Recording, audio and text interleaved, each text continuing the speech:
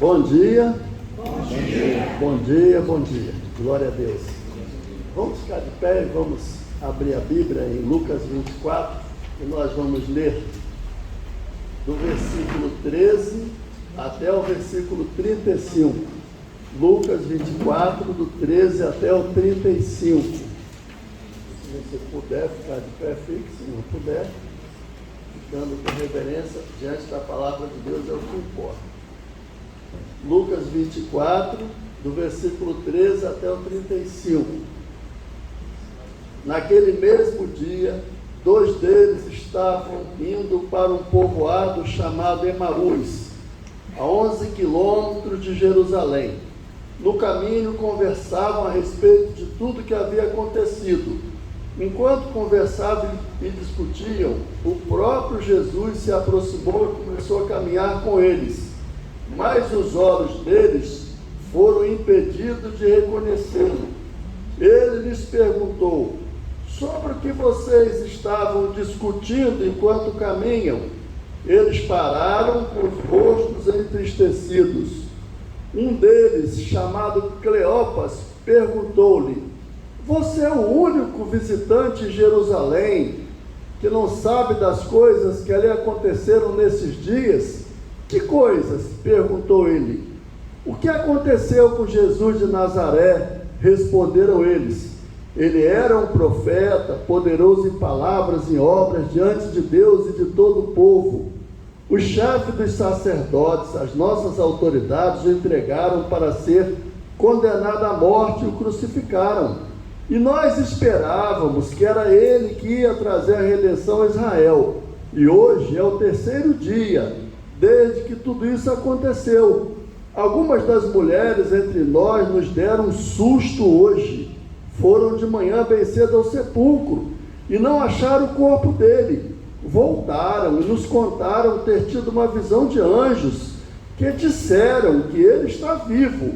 Alguns dos nossos companheiros foram ao sepulcro e encontraram tudo exatamente como as mulheres tinham dito, mas não viram.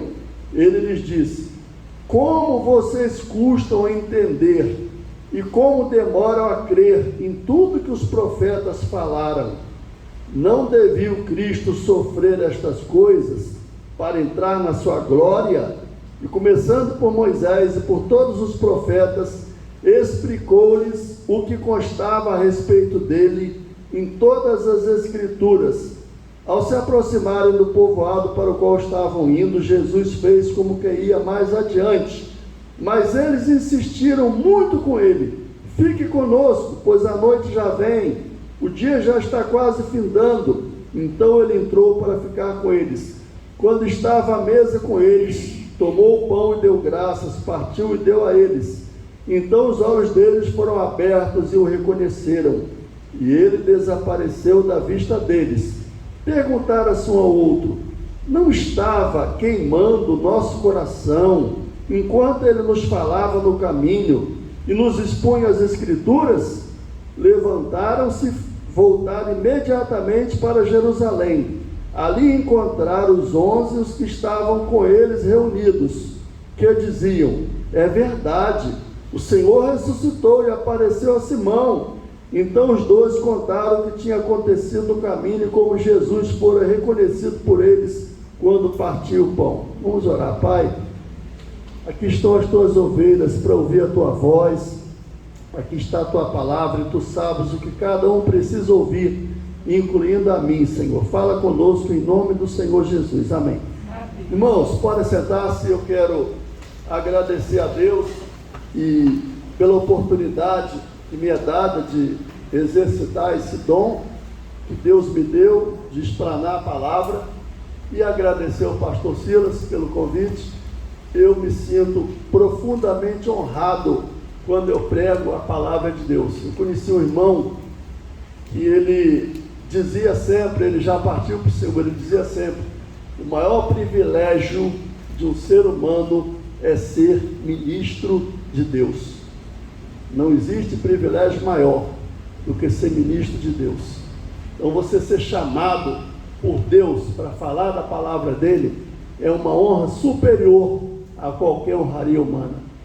Toma para o senhor, pastor Silas. Não estava no meu programa dizer isso não, viu? A maior honra que é dada ao ser humano é ser ministro de Deus. E eu tomo para mim também. Meus queridos, o tema dessa pregação nessa manhã é decisões equivocadas. Qual é o tema dessa manhã? Decisões equivocadas. O texto lido nos mostra 3 personagens: o Senhor Jesus e 2 discípulos. E no contexto disso aqui, você vai ver que Deus não atrasa o cumprimento da sua promessa. Deus tem um calendário. Às vezes, infantilmente, alguns cristãos dizem assim: eu vou orar para antecipar a volta de Jesus. Isso não existe. O Senhor Jesus falou daquele dia e hora. São dias específicos em que Deus tem a sua ação, e nada altera quando Deus bate o martelo e diz: chegou a hora. E no contexto desse texto, um pouco antes, você vai ver que o Senhor Jesus havia ressuscitado, e algumas mulheres foram ao túmulo levando especiarias. Elas achavam que ele ainda estava lá no túmulo, então levaram alguns perfumes e tal para colocar sobre o corpo, enfim. E foram, e quando chegaram lá, encontraram 2 anjos que disseram: por que vocês estão buscando entre os mortos aquele que está vivo? Ele havia dito a vocês que ele ia ressuscitar. Diante disso, vamos entrar no texto. E aí no versículo 13, começando nas primeiras palavras, diz aí que naquele mesmo dia, chamou atenção assim essa palavra, mesmo dia. Que dia era esse? Era o domingo em que Jesus havia ressuscitado. É esse mesmo dia, é esse domingo. A ressurreição havia acontecido. Porém, aqui nós vemos, no decorrer desse texto, essa história que o Espírito Santo aprove a ele ficar registrado aqui, porque dentro dessa atitude dos apóstolos, desse discípulo, não apóstolos, mas discípulos, tem coisas que às vezes acontecem na nossa vida. Todos nós temos que tomar decisões. Eu disse que o tema dessa palavra é decisões equivocadas. E nós vamos ver que esses 2 discípulos tomaram uma decisão equivocada. Que decisão foi essa? O Senhor Jesus havia dito aos discípulos que eles deveriam ficar em Jerusalém. E parece até um pouco estranho, né? Esses 2 homens tomam uma decisão: nós vamos para Emaús. Se você for olhar as pregações que existem sobre esse tema, os pregadores gostam de dizer que Jerusalém era uma cidade alta e Emaús era uma cidade baixa. Então a distância entre uma e outra é quase daqui a Alcântara. Daqui a Alcântara tem mais ou menos 18 quilômetros, dependendo se for pela Manilha ou pela Alameda. Então era quase essa distância. E eles resolveram descer para Emaús. E eu quero tirar algumas lições desse texto para nós. Já disse aqui que o calendário de Deus não falha, o calendário de Deus é exato. Agora, uma lição que eu tirei para mim, espero que você tire para você, é a seguinte: não tome decisões quando você estiver triste. O texto fala que eles estavam tristes. E quando você está triste, você toma decisões baseadas em emoção. E muitas vezes você vai tomar decisões erradas. Então, no versículo 17, onde fala que eles estavam tristes, eles tomam essa decisão de sair de Jerusalém, contrariando a orientação que o Senhor tinha dado a eles. Então não tome esse tipo de atitude, decisões, quando você estiver triste. Segunda lição que eu tirei aqui: quando você estiver triste, fale pouco. Fale pouco. O texto diz que eles vinham falando e discutindo. Eles estavam falando do assunto. É interessante a gente pensar que o desânimo, ele contagia. Se você estiver desanimado e você abrir a sua boca, não vai sair coisa boa. Então, um contaminou o outro, tanto que foram dois. E eles saíram e foram. Então, quando você estiver triste, fale pouco. Teve um sábio que disse: suas palavras sejam poucas, dentre as poucas, as mais curtas, e dentre as curtas, as mais breves. Suas palavras sejam poucas, dentre as poucas, as mais curtas, dentre as curtas, as mais breves. Quando você está sob pressão, e a tristeza, a decepção, ela é um tipo de pressão, você tende a falar o que não deve.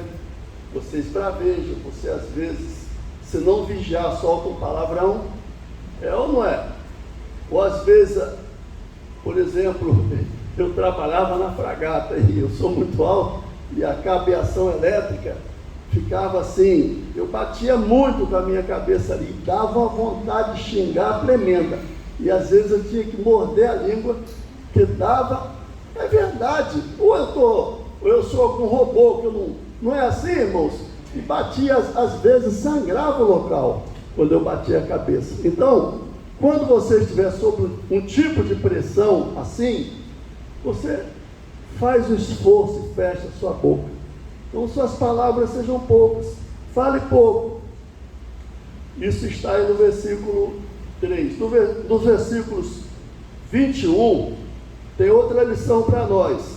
Não crie expectativas com o que Deus não prometeu. Esses discípulos de Emaús, o texto está dizendo aí que quando eles foram responder ao Senhor, eles falaram assim: nós esperávamos que fosse nesse tempo que ele ia restaurar o reino a Israel. Eles criaram uma expectativa com o que Deus não prometeu. E tem muita gente hoje dentro da igreja que tem expectativa com o que Deus não prometeu. Você tem vontade de ter um sítio, por exemplo, mas Deus nunca prometeu na Bíblia que Ele vai te dar um sítio. Se você trabalhar, se você tiver uma renda a mais, um dia talvez você tenha. Mas na Bíblia não diz: Deus vai dar um sítio ao pastor Juscelino, Deus vai me dar uma casa de praia. Não tem isso na Bíblia. Então não crie expectativa com o que Deus não prometeu. Eles criaram essa expectativa.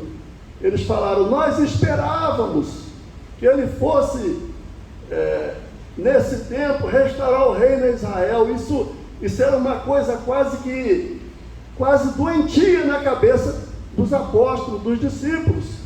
Chegou uma hora em que a mãe de dois deles falou: Senhor, permita que os meus filhos não fiquem à tua direita ou à tua esquerda.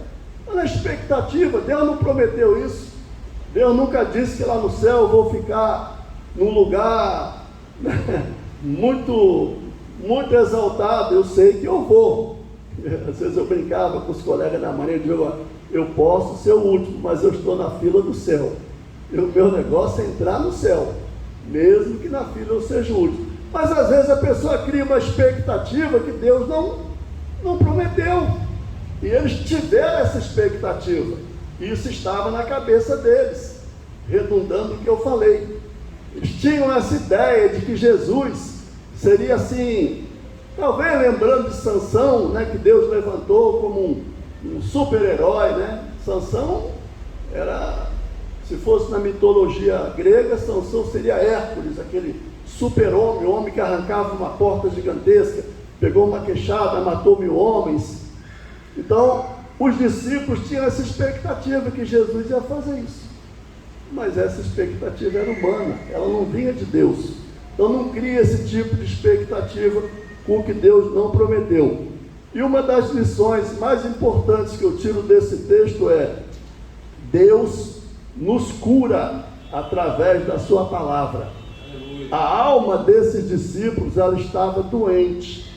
E quando o Senhor Jesus se dirige a eles e começa a perguntar o que é que eles estão conversando, então eles dizem: olha, Você não sabe o que tem acontecido? Jesus de Nazaré, varão profeta, poderoso em obras, a gente esperava isso dele e não aconteceu. E Jesus diz: vocês, e até numa outra tradução diz, honestos e tardos para crer tudo que os profetas disseram. Nessa tradução não usa a palavra nécios, diz assim aí no versículo 25: como vocês custam a entender e como demoram a crer em tudo que os profetas disseram. Não devia o Cristo sofrer estas coisas para entrar na sua glória? Eles não manifestam isso aí, mas vão manifestar mais adiante. Enquanto Jesus falava com eles, enquanto Jesus dirigia a palavra a eles, havia uma reação interna. O coração deles começou a esquentar. Havia assim, a ação do Espírito Santo fez com que o coração deles começasse a se desprender de uma expectativa humana falsa para uma expectativa dentro da ótica de Deus. Então Jesus diz a eles: não convinha que essas coisas acontecessem, que o Cristo padecesse, entrasse na sua glória, porque a cabeça deles, irmãos, ela parou na sexta-feira. Eles viram Jesus ser crucificado. Até aí a fé deles estava limitada. Tem muita gente que tem uma fé até a cruz, mas a fé da igreja, ela passa da cruz, ela vai para o domingo da ressurreição. Amém? Paulo diz que Cristo ressuscitou para a nossa justificação. Jesus morreu pelos nossos pecados.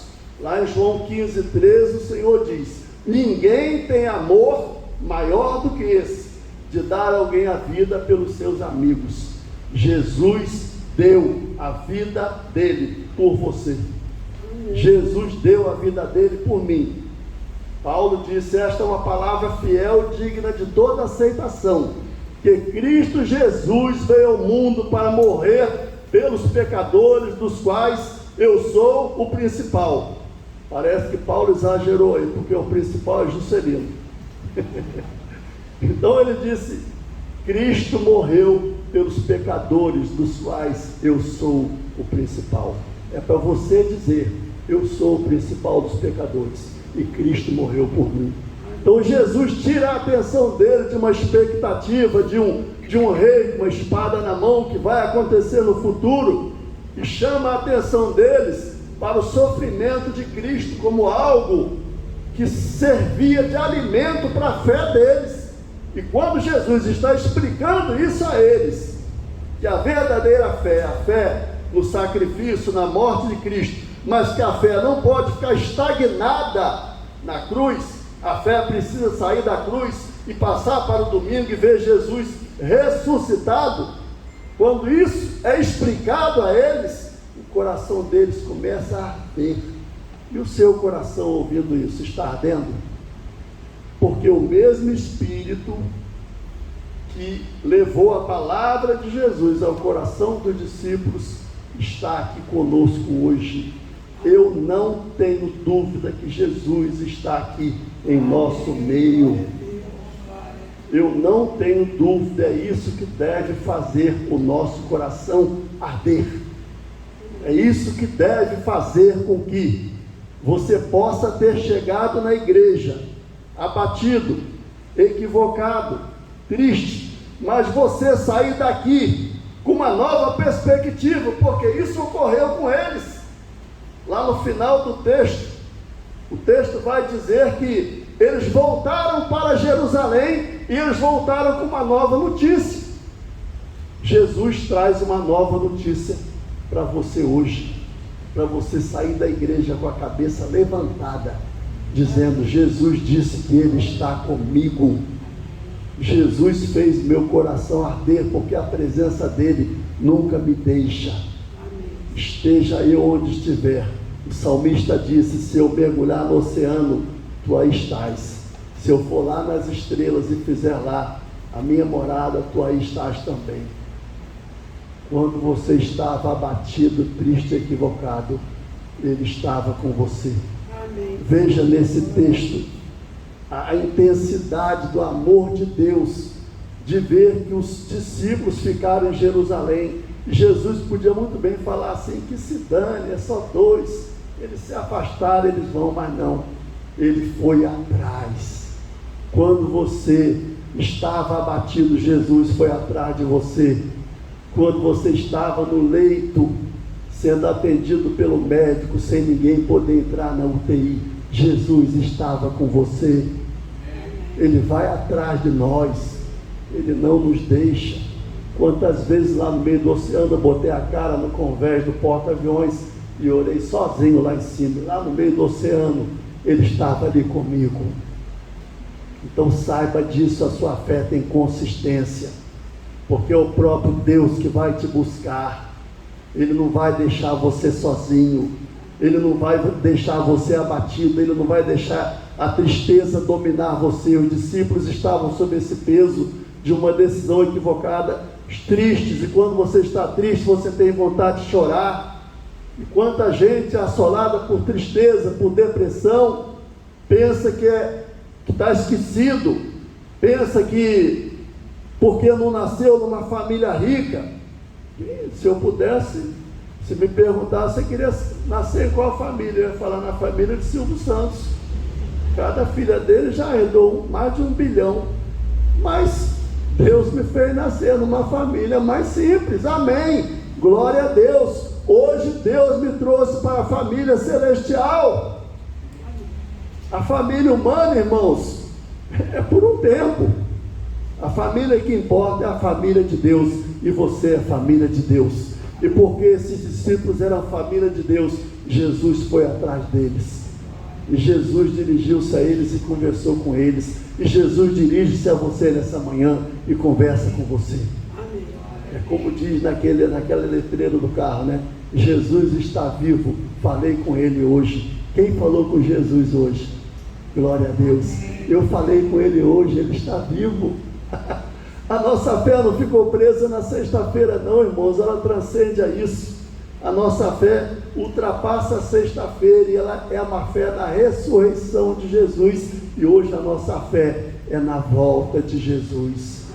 Quando essas coisas começarem a acontecer, levantai os olhos para cima e vede que a vossa redenção está próxima. Igreja, se prepare para encontrar com o Senhor. Igreja, se prepare, cinja os vossos lombos, porque o seu rei vai voltar. Esse rei que foi buscar os 2 discípulos do caminho de Emaús, ele hoje está sentado no trono do universo, e nada foge ao controle e à autoridade dele. Ele sabe cada estrela que tem no universo, conhece cada uma pelo nome, quantos grãos de areia tem na praia, quantos fios de cabelo tem na minha cabeça. Então não fique ansioso, porque as coisas não parecem estar indo como você pensava. As coisas estão sob o controle dele, as coisas estão nas mãos dele. Se ele disser uma palavra, os trovões riscam o céu.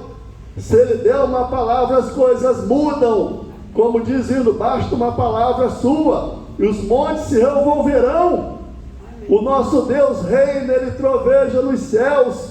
O Salmo 19 diz que a palavra dele é pura, mais pura do que ouro refinado. Glória a Deus, é essa palavra que ele manda a você dessa manhã.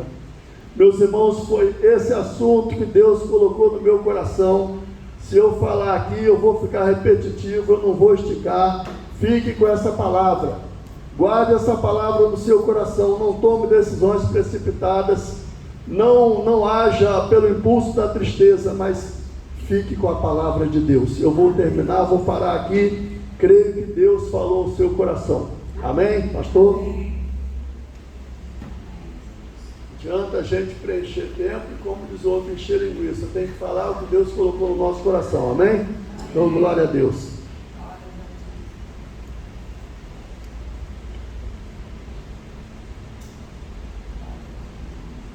Vamos, queridos, nesse momento, fazer a nossa oração final. Eu vou pedir para você se coloque de pé. Vamos também orar sobre essa palavra. Senhor, nós já agradecemos